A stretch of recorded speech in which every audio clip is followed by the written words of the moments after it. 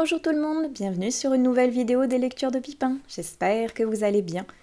Aujourd'hui, il fait vraiment beau, mais pas encore très chaud. Donc il y a une première étape du printemps qui arrive et ça tombe bien. Parce que cette vidéo-ci va être dédiée à mes lectures printanières. Une palle qui va être plutôt une pioche de lecture, une pile un petit peu de lectures qui vont me faire envie. Je ne vais probablement pas tout lire, évidemment, mais qui pourrait peut-être vous donner quelques conseils si vous cherchez quelques lectures pour le printemps. Alors, je vous invite au cas où à aller voir également ma vidéo sur le Blossom Spring Challenge parce qu'elle regorge de lectures également avec le thème du printemps, vu que c'est un petit peu le titre du challenge, il est vrai. Donc j'ai essayé de prendre d'autres lectures qui sont différentes de celles que je vous avais présentées au niveau de ma palle, histoire que ça fasse pas deux vidéos complètement identiques et donc des lectures redondantes. Alors, j'ai une pile un petit peu gigantesque par ici et j'en ai d'autres qui sont dématérialisées, donc je vais faire un mix des deux. J'ai, d'après mon petit carnet que voici, mis plein de couleurs pour ne pas me perdre et je vois que j'ai classé avec des couvertures fleuries, des couvertures pleines de couleurs qui me donnent du peps et qui me donnent envie de les lire pour le printemps, de l'aventure, de la douceur et du noir parce que je reste une éternelle fan de thrillers et il n'y a pas de saison pour lire les thrillers. Quoique vous verrez que certains que j'ai sélectionnés pour cette vidéo sont des thrillers noirs mais un petit peu colorés quand même ou fleuris pour ce printemps. Alors vous verrez que parmi cette sélection, malgré les thèmes que je vous ai annoncés, il y en a qui peuvent aller dans deux à la fois. Par exemple, j'ai autant des couvertures fleuries mais qui sont des romans noirs. Donc un petit mix des deux par-ci par-là, mais trêve de blablatage et regardons tout ça. Alors je vais commencer par le thème couverture fleurie avec ce que j'ai en physique et après je vous mettrai par-ci par-là au niveau de l'écran soit les lectures que j'ai en dématérialisé / audio, voire même celles que je pourrais fortement emprunter à ma médiathèque. Mais commençons donc par celui qui est tout en haut de la pile que j'essaye de ne pas faire tomber. Alors, mission accomplie pour le moment. Il s'agit de Journal champêtre d'Edith Holden. C'est donc de Edith Holden, Captain Obvious, et c'est publié chez Blumchen. Je ne connais absolument pas cette maison d'édition qui a l'air assez ancienne au vu de l'objet livre. Et peut-être que vous l'avez déjà vu passer il y a bien quelques temps de ça déjà maintenant, parce que c'est un livre que j'ai trouvé totalement par hasard, d'occasion, dans une librairie, et j'avais craqué dessus, notamment parce que c'est quelque chose que j'aime tout particulièrement, un récit qui est conté avec également de l'aquarelle. J'adore ça. Et celui-ci est parfait pour le printemps, parce que regardez à quel point il regorge de fleurs. J'avais même un marque-page fleuri offert entre guillemets à l'intérieur. J'ai traîné à le sortir et je pense que là, il est temps. Il est temps et il me fait envie pour ce printemps. J'ai également ce petit manga. Alors ici, c'est le tome 2 que je vous présente parce que je le trouve beaucoup plus fleuri que la couverture du tome 1 qui est juste avec un champignon. Là, il y a des petites fleurs qui viennent égayer le printemps. Il s'agit de La sorcière aux champignons de Tachibana Higuchi et c'est chez Glénat. Et c'est tout mignon. Moi, j'aime bien. Pour le moment, j'ai lu que le tome 1 qui était assez introductif, donc je vais voir ce que ça va donner. C'est un petit peu une sorcière qui ne peut pas être approchée ni touchée parce qu'elle a son souffle, entre guillemets, est néfaste et son corps est empoisonné. Donc elle a un petit problème au niveau des relations sociales, on va dire, parce que tout le monde a peur d'elle et elle se sent malheureusement très seule. Et elle cultive champignons, fleurs et elle concocte des remèdes. Ça a l'air mignon. On va voir ce que ça donne avec le tome 2. Et en tout cas, celui-ci, comme je vous dis, il est tout fleuri. Celui-ci, il y a une belle grosse fleur en plein milieu. Et dans le titre également, A Forgery of Roses, de Jessica S. Olson. Et c'est publié chez Big Bang. Depuis combien de temps je l'ai, celui-ci, dans ma palle? Je ne sais plus. Il est beau, franchement, il est beau. Regardez, les 8 pages sont très belles aussi, avec des fleurs également. Et il me tentait terriblement à un moment, c'est pour ça que j'ai craqué dessus. Alors, en occasion certes, mais j'ai quand même craqué dessus. D'ailleurs ça se voit que c'est en occasion au niveau du titre. Il part un peu en cacahuète. Mais tout ça pour dire que il m'intriguait, avec une femme, si je me souviens bien, qui arrive à peindre des portraits avec un soupçon de magie à l'intérieur pour leur donner un petit peu vie. Ça a l'air super chouette, mais je ne l'ai pas encore sorti. Et quelque chose me dit que si je ne l'arrive pas à le sortir cette année, il y a de fortes chances que je n'arrive jamais à le sortir et que je doive m'en séparer. Donc ce serait dommage. Il a l'air intriguant quand même, donc j'ai bien envie de le tenter, pourquoi pas pour ce printemps. Si vous l'avez lu, n'hésitez pas à m'en parler au niveau des commentaires, savoir si ça vaut le coup que je le sorte rapidement. Pour ce qui est des dématérialisés, il y a Fleur d'Oko, parce que tout est dans le titre, tout est dans la couverture, et parce que ça fait un bout de temps que je l'ai repéré celui-ci, qu'il a l'air vraiment chouette, très intriguant, et il est d'une autrice que j'aime beaucoup, donc pourquoi pas le lire pour ce printemps. J'ai cru le voir au détour de ma médiathèque, donc peut-être que vous allez le voir passer d'ici les mois du printemps, parce que il me fait vraiment envie, celui-ci. On change complètement d'ambiance, mais changer l'eau des fleurs, lui aussi, il me fait vraiment envie. Depuis très longtemps que je l'ai repéré et que je l'ai ajouté à ma palle, il n'est pas très joyeux, parce qu'apparemment on va parler de beaucoup du côté un petit peu mortuaire, mais moi ça m'intrigue beaucoup. J'ai envie de voir, je crois qu'on est avec une personne qui s'occupe des cimetières. Moi ça m'intrigue ça, moi je suis un petit peu morbide comme ça sur les bords, mais j'aime bien, ça me donne envie, ça m'intrigue fortement. Pourquoi pas le sortir pour ce printemps? Et on rechange encore d'ambiance, et avec cette couverture fleurie pétillante, cette autrice est solaire de toute façon. Villa Gloria de Serena Giuliano. Chaque année, je prends grand plaisir à découvrir la pépite qu'elle nous réserve, et là ça y est, le nouveau est sorti. J'ai hâte, mais vous pouvez pas savoir à quel point j'ai hâte de découvrir Villa Gloria. L'an dernier, j'ai découvert Felicita en audio, lu par Serena Giuliano, c'était une super expérience, et j'avoue que si Villa Gloria est disponible dans le même style en audio et lu par l'autrice, il y a de fortes chances que je craque pour cette version. En couverture fleurie et douce également, c'est vrai, Fifistrelle, la petite chauve-souris. Alors je vous la montre en incrustation parce que je l'ai déjà lu, je l'ai redonné à ma médiathèque, c'est pour ça que je n'ai plus le support, et c'était vraiment beaucoup trop chou. Franchement, cette petite chauve-souris parmi les fleurs, c'est trop mignon et c'est parfait pour ce printemps. Il y a Jardin nomade, dont j'ai envie de vous parler, avec cette très belle couverture fleurie qui vient d'être publiée aux éditions J.C. Lattès. Et si je vous en parle, c'est parce que je l'ai déjà lu quand il était en auto-édité et que je l'ai adoré. Adoré. Il est fabuleux. Franchement, il est un contemporain qui est super beau, avec une plume incroyable de l'autrice, qui va nous mêler à la fois la passion des fleurs et de la botanique et le combat d'une femme pour se relever de la maltraitance d'un homme. Et au final, elle va devoir faire beaucoup plus que se relever, elle va devoir apprendre à se soigner elle-même et à protéger une jeune femme qui est sa nouvelle voisine, mais où finalement le nouveau voisin qui va avec, c'est son ancien compagnon violent. Superbe livre. Franchement, si vous ne l'avez pas encore lu, foncez lire Jardin nomade, il est génial. Et on va terminer avec un fleuri/noir, parce que j'ai envie de découvrir cette année La Fleuriste. Et normalement, il arrive tout bientôt dans ma boîte aux lettres parce que je l'ai remporté lors d'une masse critique.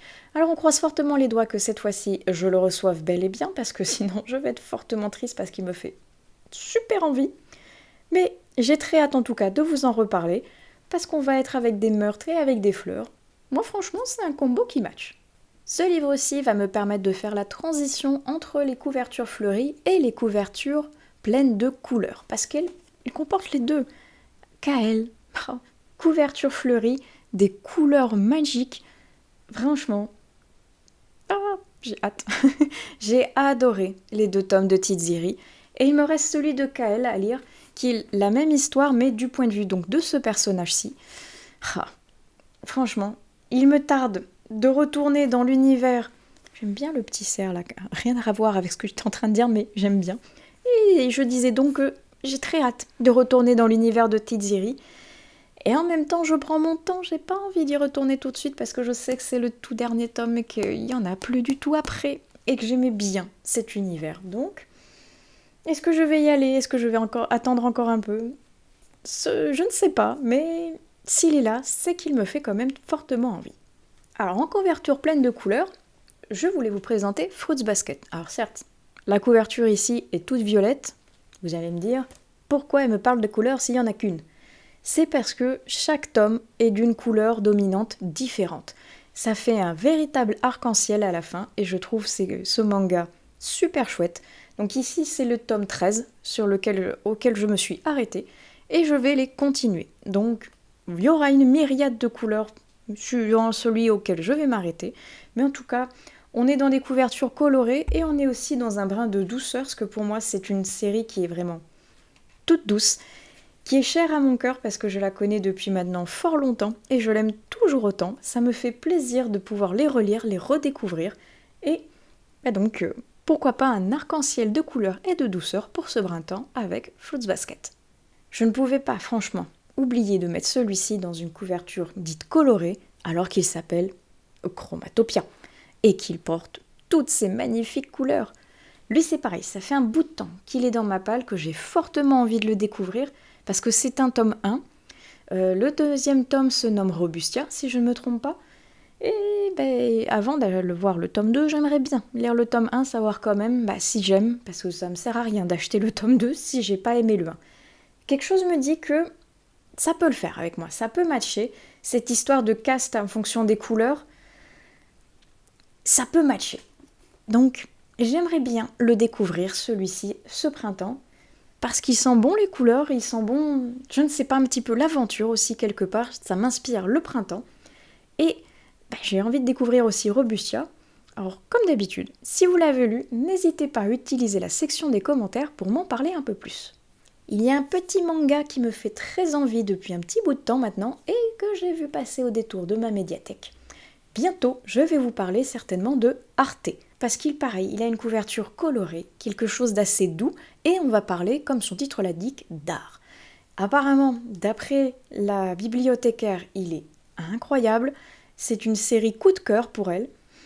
Ça me donne fortement envie de le dénicher et de pouvoir le découvrir cette année. En parlant d'aventure, si on switch sur ce nouveau thème, il y a la BD Arcea, que je n'ai toujours pas fini alors que normalement j'ai tous les tomes. Il y en a 4, plus un artbook. J'en suis au tome 3. Autant vous dire que finir la série n'est qu'à 2 pas, parce que ça se lit très vite, une BD. Elle est plus petite qu'une BD normale, on va dire, donc ça va se lire encore plus vite. J'adore ce que fait l'autrice Virel. Elle a un talent incroyable. En plus, on va parler de bateau. Ouh là là là là. J'ai envie de le lire. Voilà, ça y est, c'est fini. Je pense que ça va être l'un des premiers que je vais sortir de ma palle. Voire même peut-être les 2 derniers qui me manquent. Et pourquoi pas l'artbook aussi, tant qu'à faire. Comme ça, je terminerai une saga pour cette année. Toujours en aventure et en couverture fleurie. J'ai ici le premier tome du Parfum de l'impératrice qui est chez Gulfstream et c'est de Leslie Tanguy. Ouh là là, lui aussi, je l'ai dans ma palle depuis avant que je participe au PLIB, donc ça doit faire bien 2 ans. Et pareil, il me fait fortement envie. Je sais que le tome 2 est sorti, mais je ne l'ai pas acheté parce que j'ai pas lu le 1. Enfin, si, je l'ai commencé, mais pas terminé. Et j'ai envie de le terminer, savoir si ça me convient et si je tends vers le tome 2 ou si je tends vers revendre le tome 1. Je ne sais pas encore, mais il me tarde de le découvrir parce qu'en tout cas l'objet livre est magnifique et j'ai envie de voguer visiblement vers l'île verte, c'est là où j'en suis. Ça me donne envie de continuer cette aventure maritime, parce que je suis à fond dans les aventures maritimes en ce moment, je ne sais pas pourquoi, mais ça me donne très envie. Alors, cette aventure-ci, elle n'est pas maritime, mais c'est pareil. Elle me fait envie depuis que j'ai acheté le tome 1 et qu'il prend la poussière là-haut, sur mes étagères. C'est pas bien du tout, parce que... l'ombre du savoir perdu. La trilogie de Licanus, c'est le tome 1. C'est de James Islington. Et je pense bien que le 1 vient de sortir en poche. Les 3 tomes sont sortis en grand format. Mais qu'est-ce que je fais? Je sens que ça va matcher avec moi. Je le sens. Depuis que j'ai vu les couvertures anglo-saxonnes passer et que le premier a été traduit en français, ça va matcher, je le sens. Enfin, je l'espère. Et il faut que je me dépêche parce que c'est chez Léa Édition. Et Léa Édition, ils font pas beaucoup de livres, mine de rien. Et ils ne font pas des grandes quantités. Et j'ai peur que si je mets trop de temps à me réveiller pour lire les tomes 2 et 3, il n'y en ait plus. Donc il faut que je me bouge un petit peu pour pouvoir le découvrir, surtout que, je sais pas, je sens, j'ai un feeling qui dit ça va être génial. Il est temps de partir à l'aventure vers l'ombre du savoir perdu. En parlant d'aventure, évidemment que je ne pouvais pas passer à côté du Seigneur des Anneaux. Je suis en train actuellement d'écouter les 2 tours et la version audio est tellement chouette, franchement, le narrateur. Il se régale à faire les voix des différents personnages, je trouve ça génial. Je replonge dans l'ambiance des livres que j'ai déjà lus, des films que j'ai vus en nombre incalculable de fois. Et c'est une nouvelle expérience que d'avoir ce livre en audio. Et c'est chouette, et ça match. Et j'ai déjà le tome 3 que j'ai acheté il y a quelque temps déjà pour l'avoir direct dans ma bibliothèque audio, parce que je sais que les 3, ça va matcher. Peut-être qu'après je continuerai avec Le Hobbit et tous les autres romans de l'univers de Tolkien. Mais en attendant, le tome 2, c'est génial. Et si vous n'avez pas encore découvert Le Seigneur des Anneaux, mais qu'attendez-vous? C'est une saga tellement merveilleuse. Ah oui, j'ai oublié encore une fois de le sortir de ma bibliothèque celui-ci. Mon éternel running gag est de retour dans une nouvelle palle. Oui, il s'agit de L'Empire des damnés de Jay Kristoff. Oui, Jay Kristoff est de retour, mais j'ai envie de noir. C'est pour ce printemps, c'est assez paradoxal parce que je me languissais d'avoir les couleurs des fleurs et le soleil printanier revenir, mais j'aime toujours autant lire quelque chose de sombre. Et j'ai vu que le 3e tome allait sortir pour fin d'année 2025 et j'ai pas envie d'attendre l'automne qui paraît pourtant plus propice à ce genre de lecture pour cet auteur, mais j'ai envie de le lire là presque maintenant, alors qu'il est énorme, il fait plus de 1000 pages la bestiole là, mais j'ai envie de le découvrir et de pas être en retard pour pouvoir, pourquoi pas, continuer avec le tome 3 directement dans la fin d'année. Je peux essayer de rêver, non, j'ai toujours pas terminé Nevernight, mais on va essayer de continuer l'Empire des damnés. J'ai vu parmi ma liste audio comme quoi j'avais The Bridge Kingdom qui me faisait fortement envie. Je l'ai en VO, mais je crois qu'il a été traduit par Le Pont des Tempêtes en français. Je vous mettrai les 2 couvertures pour ne pas me tromper. Et je l'ai donc en VO, en audio, et il me fait fortement envie pour le printemps. Peut-être parce que la couverture française est beaucoup plus fleurie que la couverture anglo-saxonne. C'est certainement ça qui m'a inspirée. Et en attendant, il est dans ma palle, et pourquoi pas le découvrir pour cette année. De même qu'en audio, j'ai Les Murmures du Char de Aidan Fox. Alors, si vous voyez cette vidéo, je ne sais pas pourquoi il passerait par là, mais au cas où, déjà coucou. Et je lui avais dit dans un de mes derniers commentaires comme quoi j'avais adoré Cœur du démon, et que sa saga, oh zut, j'ai perdu le nom, mais je vous mettrai la couverture aussi, qui se passe dans les dunes de sable avec un mélange de mythologie égyptienne, si je ne me trompe pas, me faisait fortement envie.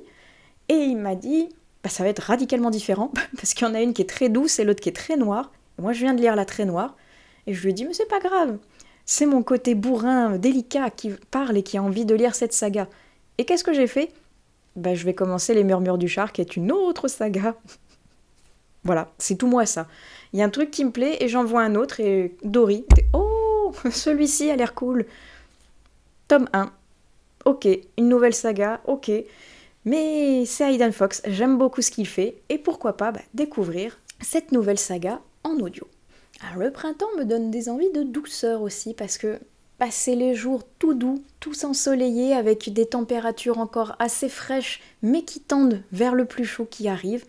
Et donc ça me donne une envie de couleur, de douceur, de gourmandise, avec mes petites douceurs cosy des 4 saisons de Caroline Millet, parce que je ne l'ai toujours pas lu, et qu'il présente des recettes au gré des 4 saisons. Je vais essayer de vous en trouver une. Oh regardez, elle est fleurie à souhait. C'est parfait pour le printemps gourmand, justement. Oh, crinkles au citron et madeleine à la fleur d'oranger. achevez-moi. Je vais aller en cuisine après, ça me donne envie de manger les deux, de cuisiner les deux. Voilà, voilà. Bon, je vais le fermer tout de suite, sinon je vais vouloir le dévorer. Mais celui-ci me fait fortement envie. Et si jamais vous êtes fan de l'autrice, évidemment que Le Printemps cosy est l'une des lectures phares pour le printemps. Je l'ai déjà lu, je prendrai certainement plaisir à le relire, mais comme donc je l'ai déjà lu, c'est pour ça qu'il ne fait pas partie de cette sélection, sinon je vous le représenterai et vous le recommanderai à chacune des vidéos du printemps, parce qu'il est super chouette. Alors lui, je viens de le réserver à ma médiathèque et il est arrivé, et il m'intrigue et me fait rire par son titre, parce qu'il s'appelle La princesse et le croque-monsieur. Ce titre est tout délirant. Il y a des fleurs au niveau de la couverture, donc ça me donne envie de le mettre par ici. À l'intérieur, c'est tout doux, c'est tout coloré. Ça me donne envie de le découvrir. Je vois que là, il y a des jolies mises en avant assez fleuries. J'ai bien envie de découvrir cette aventure qui a l'air assez drôle, assez loufoque, avec de très belles planches colorées. J'ai envie de découvrir qu'est-ce que c'est que cette princesse et ce croque-monsieur. Alors lui, on est d'accord que la couverture fait plutôt hivernale que printanière, mais c'est du Stéphanie Manita, et j'aime beaucoup ce que fait cette autrice, et j'ai participé à sa dernière campagne participative sur We Make It, si je ne me trompe pas, pour obtenir son dernier roman, qui a l'air tout doux, patte froide, cœur chaud, avec un husky. Ça a l'air tout mignon, et ça me donne... Oh, il y a des illustrations. Et je disais, avant de me faire interrompre par une magnifique photo toute douce, que ça me donnait envie d'aller me plonger dans une bulle de douceur et de cocooning avec ces pattes froides et ce cœur chaud, qui a l'air d'être une romance assez doudou. Ça me donne envie, même si, c'est vrai, donc comme je vous disais, il est plutôt côté froid que côté ensoleillé, mais qu'importe. Je pense qu'il pourrait être tout doux pour ce début de printemps. Alors, je vous avouerai que j'ai envie de douceur et il y a une lecture, qui serait pour moi une relecture parce que je l'ai déjà lu, je l'ai adoré et je ne sais pas si j'aurai le temps de la relire, donc c'est pour ça que je ne l'ai pas prise en physique mais que je vais vous l'afficher ici parce que je l'adore. Il s'agit d'un Tina Muir et il s'agit du Serment des Shetland que j'adore. C'est l'une de mes lectures favorites de l'autrice et en attendant d'avoir sa nouvelle romance qui va, je l'espère, sortir cette année, eh bien, celui-ci me fait fortement envie. J'ai envie de le relire depuis un bout de temps déjà, mais c'est un pavé, déjà. Et comme je l'ai déjà lu, je fais passer d'autres lectures avant, surtout que j'en ai beaucoup à lire en ce moment. Mais il est là et le printemps me donne envie de le relire parce que il est génial. Il est doux, il est dépaysant, il est drôle. Bref, lisez-le. Lui. Et si vous n'avez pas encore découvert Tina Muir, foncez sur les réseaux pour voir ce qu'elle fait. Moi, je vous assure que chacun de ses romans est une petite pépite. Bien, entamons les romans noirs, avec, comme je vous disais tout à l'heure, un roman fleuri et noir, Nymphéa noire, de Michel Bussy. Je n'ai toujours pas découvert ce que fait cet auteur, et j'avais fortement envie de le découvrir avec ce titre-ci. Et par chance, au détour d'une boîte à livres, il était là. Il m'appelait certainement pour me dire « lis-moi au printemps ». Alors, j'ai pas résisté à l'appel, le voici. J'espère qu'il va être bien. En tout cas, il me fait envie. Et j'espère vous en reparler très bientôt parce que j'ai bien envie de le découvrir pour le printemps. Alors lui, il n'a pas tout à fait une couverture fleurie, mais il y a une histoire derrière le fait que j'ai envie de le lire maintenant. C'est Chien de sang de Karine... Je sais jamais comment on prononce. Gable, de Karine, en tout cas. Et Chien de sang, alors il est tout petit déjà, donc c'est pour ça que j'ai envie de le sortir de ma palle, et parce que je l'ai depuis l'an dernier. Depuis que j'ai rencontré l'autrice, justement, qu'elle me l'a dédicacé, et qu'elle revient cette année au même salon auquel je suis allée l'an dernier. Et j'ai vu d'autres titres d'elle qui me font fortement envie, mais je n'ai toujours pas découvert sa plume. Et j'ai pas envie de me repointer devant elle en disant « Hey, j'ai toujours pas lu ce que tu m'avais dédicacé, mais j'ai bien envie d'en lire d'autres. » Donc, il est tout petit. Il n'y a aucune raison que je ne le lise pas pour ce printemps, avant de retourner normalement à ce futur salon.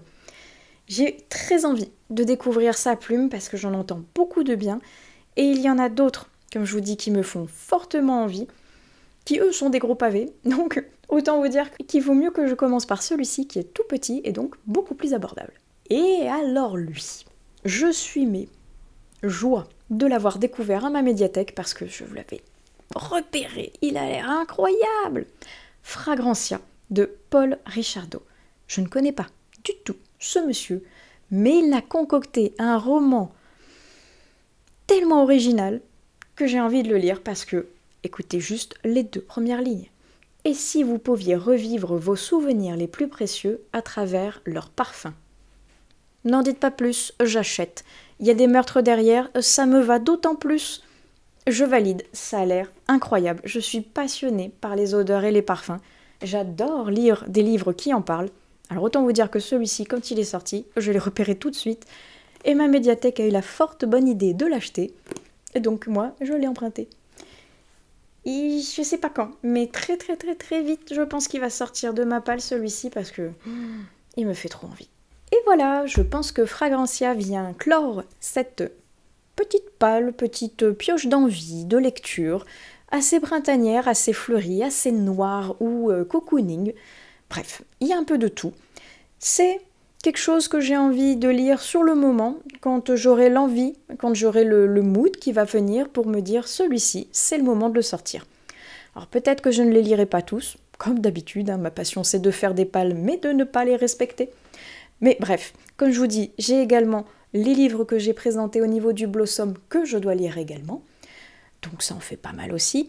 Je vais recevoir La Fleuriste, comme je vous disais un peu plus tôt. Donc lui, c'est fort probable que je puisse le sortir assez rapidement si je le reçois. J'ai d'autres livres que je dois lire dans le cadre du jury Librinova. J'ai toujours des livres que je dois lire également pour Scrineo. Et divers SP que j'ai sur diverses plateformes que je dois également lire et redonner. Autant vous dire qu'il y a de la matière à découvrir et que c'est pour ça que je ne vais probablement pas lire tout ce qui est là et certainement d'autres que je ne vous ai pas présentés parce qu'ils n'étaient pas spécialement printaniers, on va dire, pour moi, mais qui vont quand même être lus parce que je dois les rendre pour les chroniquer. Bref, trêve de bavardage. Dites-moi au niveau des commentaires quelles sont vos lectures printanières, celles qui vous évoquent, je ne sais pas, les fleurs, les oiseaux, le retour du beau temps, qui vous donnent envie d'être lues pour cette saison. Racontez-moi tout et dites-moi si on en a en commun, pourquoi pas, qu'on puisse échanger dessus. Et si jamais il y en a que vous avez lu parmi la sélection, n'hésitez pas à me le dire aussi, parce qu'il y en a qui traînent, comme je vous dis, depuis très longtemps dans cette palle. Et il est temps qu'ils en sortent pour de bon. Bref, je vais clore ici cette vidéo avant qu'elle soit une fois de plus beaucoup trop longue. J'espère qu'elle vous aura plu. Dans tous les cas, je vous souhaite d'excellentes lectures fleuries pour ce printemps. Et on se retrouve plus tard sur une nouvelle vidéo des lectures de Pipin. Allez, ciao!